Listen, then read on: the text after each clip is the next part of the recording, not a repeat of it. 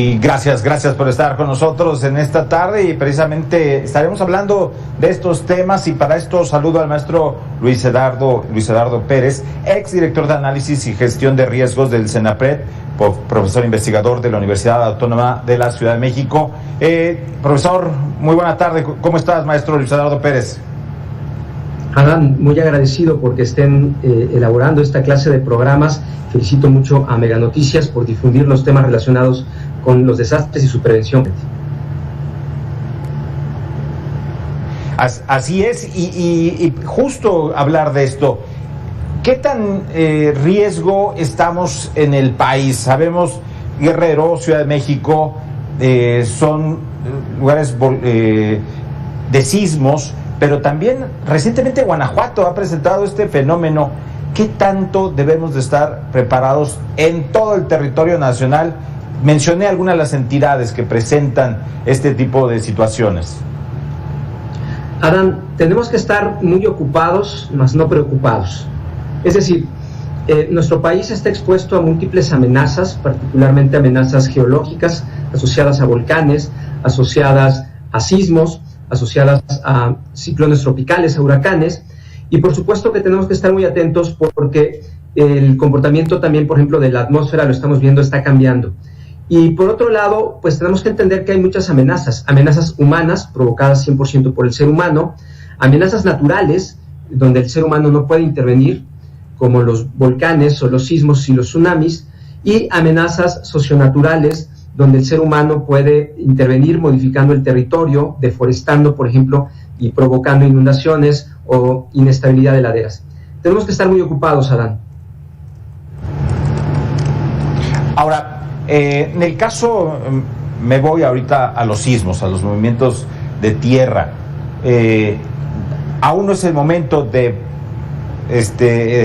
decir cuándo va a suceder un sismo. Esto no se puede aún lograr, pero ¿qué es lo que sí se puede hacer?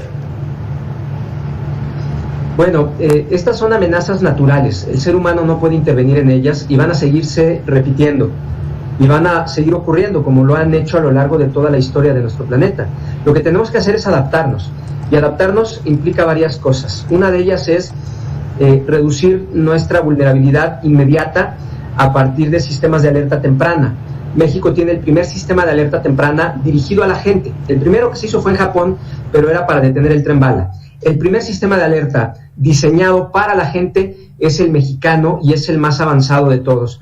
Falta que muchas entidades de la República Mexicana le hagan llegar a su población por medio de altavoces, como lo hace la Ciudad de México y como lo hacen algunos otros municipios o incluso algunas partes de algunos estados, hacerles llegar el alertamiento. Y por otro lado, tenemos que mejorar la seguridad estructural de nuestros inmuebles. Es curioso, pero gran parte de los municipios de este país no cuentan con reglamentos de construcciones, y los que tienen en ocasiones están desactualizados, y por otro lado el tema del cumplimiento también es un desafío muy grande que tenemos que alcanzar.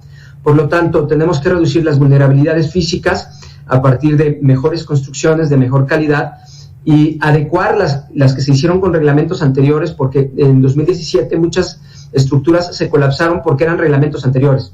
Y por otro lado, mejorar el sistema de alertamiento, ampliarlo a todas las entidades que están expuestas a riesgo sísmico en nuestro país, y por supuesto los protocolos para que podamos proteger lo más valioso que es nuestra vida, Dan. Hablemos ahora de otra amenaza natural, creo, los volcanes. Hay dos, creo, a los que hay que ponerles atención más que a otros, maestro. Me refiero al Popo y me refiero a Colima. Ahí, ¿qué es lo que se puede hacer y qué riesgo le representan a la población estas dos formaciones naturales? Ok, primero me gustaría decirte, Adán, que hay dos tipos de volcanes. Están los volcanes que salen por un solo conducto y que crecen y crecen, como el Popo y como el volcán de Colima, y hay volcanes que salen por zonas fracturadas de la corteza terrestre. Tienen una sola erupción y se apagan, como podríamos ver el caso del Chichonal. El Chichonal nació en el campo volcánico que está entre Michoacán y Guanajuato, y esa es una región que puede provocar la salida de volcanes de una sola erupción. Los vimos también, por ejemplo, en Chitle, en el Valle de México, en el sur del Valle de México, es el más reciente y que provocó incluso que las poblaciones humanas se desalojaran de esas regiones. Entonces, estos dos volcanes pueden manifestarse de manera recurrente. El volcán Popocatépetl y el volcán de Colima son poligenéticos, es decir, son un conducto y crecen y crecen y crecen, y nos pueden avisar. La ventaja de la amenaza volcánica, es que a través de varios precursores nos pueden avisar si su comportamiento va a volverse más violento y pudieran cambiar hacia erupciones más violentas. Por el momento no hay un riesgo grave y repito, estos fenómenos de la dinámica interna del planeta incrementan su actividad y luego bajan, suben y bajan, y parte de nuestro trabajo es, como sociedad y particularmente los entes encargados de estos temas, es monitorearlo. México requiere un servicio vulcanológico nacional donde podamos monitorear tanto volcanes poligenéticos como Popo y como el volcán de Colima, y campos volcánicos, porque pueden nacer nuevos volcanes, como ocurrió con el Chichonal en Michoacán, por ejemplo.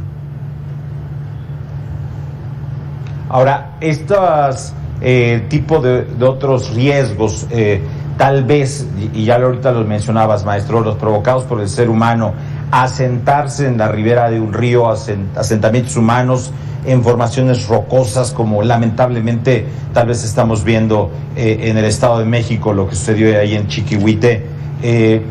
¿Ahí qué es lo que se debe de hacer? Bueno, tenemos que entender que detrás del riesgo siempre hay un beneficio. El que no arriesga no gana, eso es, nuestra cultura popular nos lo dice. Y siempre tenemos que verificar que los beneficios siempre sean mucho mayores que las pérdidas que podemos tener. Entonces, en muchas ocasiones, las comunidades más pobres, los grupos más pobres, con tal de buscar un lugar donde vivir y tener ese beneficio de un espacio donde vivir, pues buscan los sitios a su alcance. Entonces, en muchas ocasiones, una vez que ya están asentados en el lugar, tenemos que tomar decisiones, y estas decisiones tienen que ver con monitorear las amenazas, me refiero a un sistema de alerta temprana. También podemos utilizar estrategias centradas en los ecosistemas. Hemos dañado mucho los ecosistemas, habría que preguntarnos por qué están cayendo tan fuertes las tormentas en las ciudades. Y hay especialistas, el doctor Víctor Magaña de la UNAM ha comprobado que la isla de calor está haciendo que nuestras tormentas sean más intensas, que sean más cortitas en duración y que sean más frecuentes, es decir, son más destructivas. Entonces, no tiene que ver solamente con los temas geológicos, que esos ahí están, sino cómo está cambiando el comportamiento de las tormentas severas, particularmente en las ciudades. Y por eso hay que enfriar las ciudades, hay que tomar ciertas decisiones basadas en los ecosistemas, basadas en la tecnología, como los sistemas de alerta temprana o las obras de ingeniería, basadas en el ordenamiento territorial. En algunas ocasiones será conveniente que esas familias consigan otro espacio, apoyadas y subsidiadas incluso por el Estado, y por supuesto instrumentos financieros. Se requiere dinero para todo esto, y otra es políticas basadas en la gente. Entonces hay mucho que hacer. El riesgo de desastre está siendo crisis, no en México, en todo el mundo, y pues tenemos que tomar decisiones importantes.